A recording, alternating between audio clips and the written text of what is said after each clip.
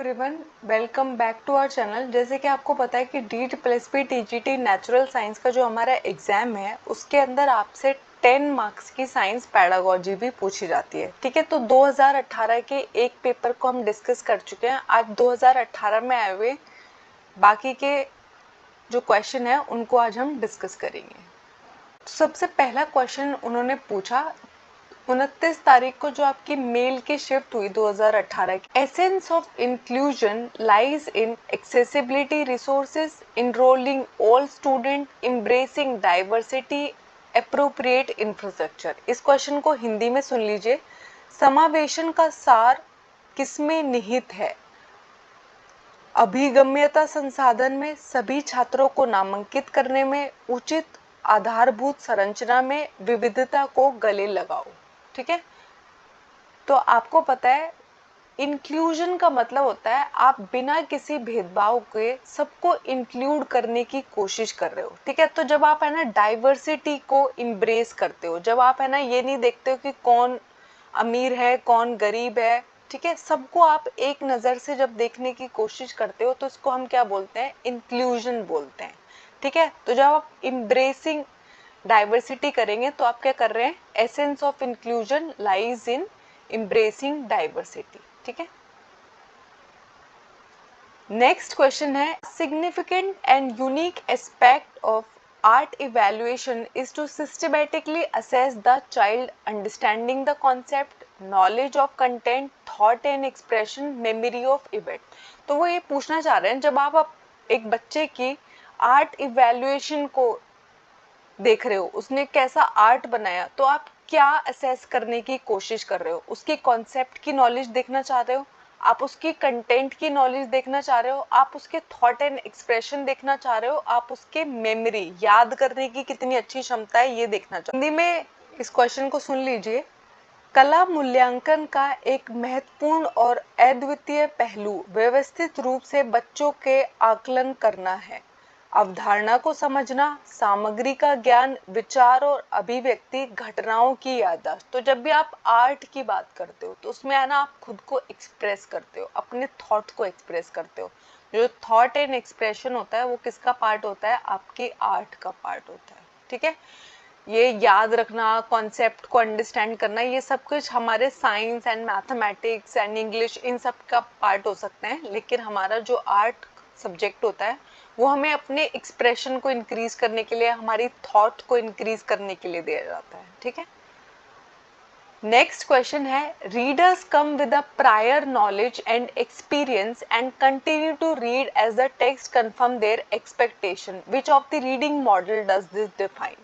यानी कि आपके पास है ना पहले से एक नॉलेज है, प्रायर नॉलेज है, एक्सपीरियंस है, और जो जो आप पढ़ते जा रहे हो ना वो आपकी उन एक्सपेक्टेशंस को कंफर्म कर रहा है। तो कौन से रीडिंग मॉडल की बात हो रही है? इंटरैक्टिव मॉडल की बात हो रही है, बॉटम अप की बात हो रही है, टॉप डाउन की बात हो रही है, या फिर लेटरल की बात हो रही है? कौन से रीडिंग मॉडल में ऐसा होता है? जल्दी बताइए। हिंदी में क्वेश्चन सुन लीजिए। पाठक पहले ज्ञान और अनुभवों के साथ आते हैं और जब पाठ उनकी अपेक्षाओं की पुष्टि करता है तब तक पढ़ना जारी रखता है। पढ़ने वाले मॉडलों में से किसे परिभाषित करता है? इंटरैक्टिव, नीचे से ऊपर, ऊपर से नीचे, या फिर पार्श्व? तो आपका जो टॉप डाउन अप्रोच होता है वो क्या होता है? उसमें आपको प्रायर नॉलेज होती है। पहले वाला जो पेपर था उसमें मैंने आपको बताया था, उसमें क्या था? प्रायर नॉलेज नहीं थी कि स्टूडेंट के पास, तो वो क्या होता है? बॉटम अप अप्रोच होता है। इंटरैक्टिव का मतलब होता है जब मैं यहाँ से बात कर रही हूँ और आप भी उधर से बात कर रहे हो, तो ये क्या है? इंटरैक्टिव है। ठीक है, तो ये है हमारा top down approach. Next question है which of the following is an example of onomatopoeic word? इनमें से कौन से वर्ड को आप एनिमोपोइटिक वर्ड के अंदर रखोगे? रीड एंड राइट को, क्वैक एंड क्वैक को, सिंग एंड सॉन्ग को, टेल एंड टेल को? क्वैक क्वैक जो है वो आपका एनिमोपोइटिक वर्ड का एग्जाम्पल है।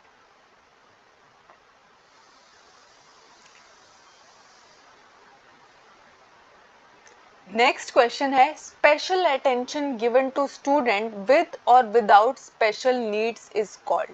यानी कि बच्चे को चाहे स्पेशल नीड्स की जरूरत नहीं थी लेकिन फिर भी आपने उसे बहुत स्पेशल ध्यान दिया, ऐसा कब किया जाता है? जनरल एजुकेशन में, स्पेशल एजुकेशन में, रेमीडियल में या फिर इंटीग्रेटेड में? बताओ कब करोगे आप ऐसा? विशेष जरूरतों के साथ या बिना छात्रों का विशेष ध्यान दिया जाता है, जिसे क्या कहा जाता है? सामान्य शिक्षा, विशेष शिक्षा, उपचारात्मक शिक्षा, एकीकृत शिक्षा। तो देखो, अगर है ना बच्चे को स्पेशल नीड का बच्चा नहीं है, नॉर्मल बच्चा है, ठीक है, फिर भी मैं उसे स्पेशल अटेंशन दे रही हूँ, तो मैं ऐसा क्यों करूंगी? क्योंकि मेरे को ऐसा लग रहा है वो किसी सब्जेक्ट में ना वीक है, किसी टॉपिक में वीक है। तो ऐसा हम कब करते हैं? रेमीडियल एजुकेशन के अंदर करते हैं। जो हमारी उपचारात्मक शिक्षा होती है उसके अंदर हम क्या ट्राई करते हैं कि बच्चे को हम स्पेशल अटेंशन दे। उसको, जैसे कि सोचो कोई बच्चा है, उसको है ना मैथमेटिक्स का कोई टॉपिक समझने में दिक्कत हो रही है, तो टीचर क्या कहती है? एक्स्ट्रा क्लासेस लगेंगी तुम्हारी। फिर क्या होती है? वो रेमीडियल क्लासेस होती है, रेमीडियल एजुकेशन है, ठीक है। नेक्स्ट क्वेश्चन है, identify the symbol that is unique to the mathematical language. यानी कि आपको इनमें से वो सिंबल बताना है जो आपकी मैथमेटिकल लैंग्वेज में आप इस्तेमाल करते हो। तो इनमें से कौन सा सिंबल है जो हमारी मैथमेटिकल लैंग्वेज में यूज होता है? तो आपको पता है जो हमारा परसेंटेज का साइन होता है वो हमारे मैथमेटिकल लैंग्वेज के अंदर यूज होता है, ठीक है। नेक्स्ट क्वेश्चन है, regional bias can be mitigated in the school by one of the following. तो आप है ना रीजनल बायस जो है उसको मिटा सकते हो किस तरीके से? पर्पसिव टीचिंग ऑफ हिस्ट्री करके, एक्सपेरिमेंटल मेथड का इस्तेमाल करके साइंस में, मैथमेटिक्स के अंदर लॉजिकल रीजनिंग करके, या फिर इंग्लिश में फिनोम का इस्तेमाल करके, ठीक है। तो हिंदी में इस क्वेश्चन को सुन लीजिए। निम्नलिखित में से किसी एक के द्वारा स्कूल में क्षेत्रीय पूर्वाग्रहों को कम किया जा सकता है? निम्नलिखित में से सही उत्तर चुनिए। इतिहास का उद्देश्यपूर्ण शिक्षण कराकर, विज्ञान में प्रायोगिक तरीकों से, गणित में तार्किक तर्क देकर, अंग्रेजी में फोनेटिक्स। तो आपको पता है जो रीजनल बाइस होते हैं वो मोस्टली हम किससे एलिमिनेट करते हैं? हिस्ट्री की पर्पसिव स्टडी के थ्रू, ठीक है। हमारे जो मैथ, साइंस एंड इंग्लिश है उनका पर्पस एकदम अलग होता है, लेकिन बायसेस को एलिमिनेट करना वो किसका काम है? हमारी हिस्ट्री का काम है। उसको अगर हम एक सही तरीके से रिप्रेजेंट करते हैं, प्रेजेंट करते हैं, तो हम बायस को हटा सकते हैं, ठीक है। तो पर्पसिव टीचिंग ऑफ हिस्ट्री। उसके बाद है, the process in which new and different ways of understanding and thinking emerge at different time is called. यानी कि अलग अलग समय पे, अलग अलग तरीकों से सीखने पे अगर आपके अंदर डिफरेंट डिफरेंट टाइप की थिंकिंग इमर्ज हो रही है, तो ये कौन से टाइप की लर्निंग है?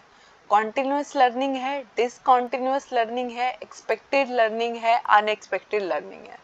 तो ऐसा किस लर्निंग में होता है बताइए?